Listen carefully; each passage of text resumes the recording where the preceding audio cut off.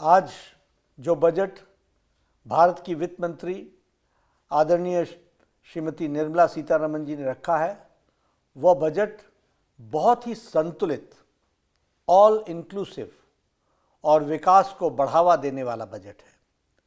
यह बजट विकसित भारत के संकल्प को गति देने वाला बजट है।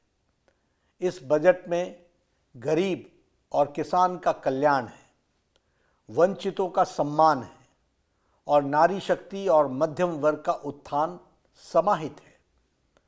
हमारा बजट इस प्रकार से कहा जाए तो यह आम व्यक्ति का बजट है, सिटीजन सेंट्रिक बजट है।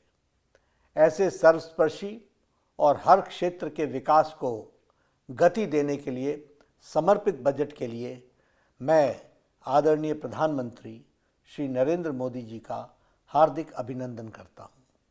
वित्त मंत्री श्रीमती निर्मला सीतारमण जी एवं उनकी पूरी टीम को अपने पार्टी के करोड़ों करोड़ों कार्यकर्ताओं की ओर से हार्दिक बधाई देता हूँ। सशक्त नेतृत्व ही विकसित भारत को आकार दे रहा है।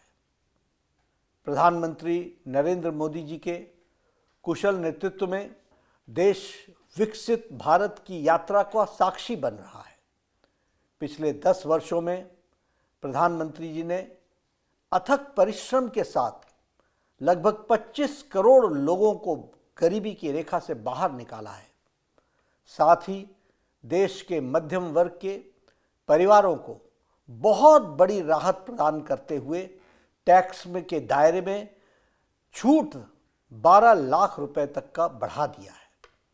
इस बजट में युवाओं के कौशल, कृषि में निवेश और ग्रामीण क्षेत्रों में रोजगार के विकल्प सृजित करने पर खासा ध्यान दिया गया है।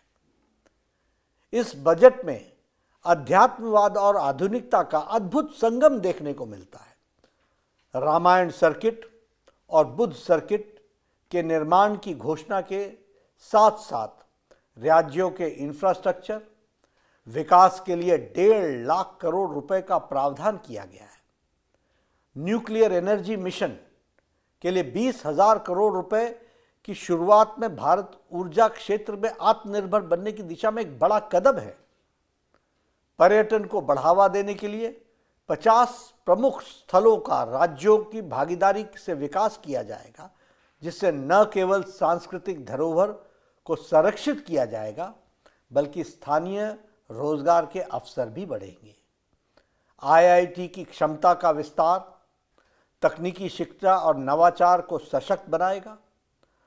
स्वास्थ्य कल्याण की दृष्टि से बजट में लगभग 1 लाख करोड़ रुपए का प्रावधान दिया गया है, जो 2014-15 के मुकाबले 191% अधिक है।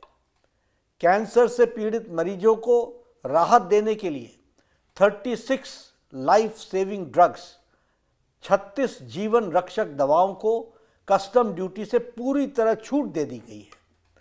अगले वर्ष तक हमारे मेडिकल कॉलेजेस में 10,000 एक्स्ट्रा सीट जोड़ी जाएंगी। इस तरह हम प्रधानमंत्री जी के 5 सालों के 75,000 मेडिकल सीट्स जोड़ने के संकल्प को पूरा करने में अग्रसर है।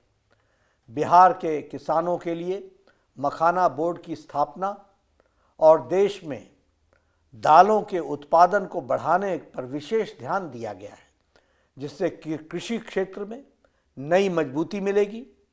लघु उद्योगों को और स्टार्टअप को बढ़ावा देने के लिए स्टार्टअप लोन की सीमा को 10 करोड़ से बढ़ाकर 20 करोड़ रुपए तक कर दी गई है, जो नए उद्यमियों और युवाओं के लिए सुनहरे अवसर प्रदान करेगा।